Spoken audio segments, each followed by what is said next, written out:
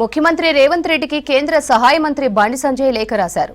Fee reimbursement బకాయిలపై assembly సాక్షిగా ఇచ్చిన మాట ఏమైందని లేఖలో ప్రశ్నించారు.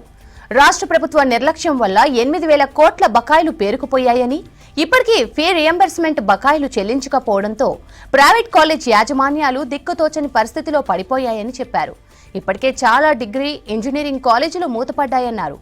ఫీజులు చెల్లించకపోవడంతో విద్యార్థులకు కొన్ని కాలేజీలు సర్టిఫికేట్స్ ఇవ్వడం లేదని ఆందోళన వ్యక్తం చేశారు.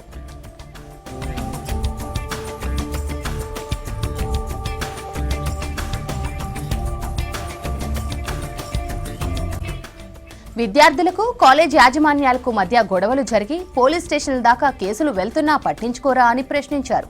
హామీలను అమలు చేయకపోతే ప్రజల్లో మీపై నమ్మకం సన్నగిల్లుతోందని లేఖలో తెలిపారు. విద్యార్థుల భవిష్యత్, యాజమాన్యాల మనుగడను దృష్టిలో ఉంచుకొని వెంటనే ఫీ రియంబర్స్మెంట్ బకాయిలు చెల్లించాలని బండి సంజయ్ డిమాండ్ చేశారు.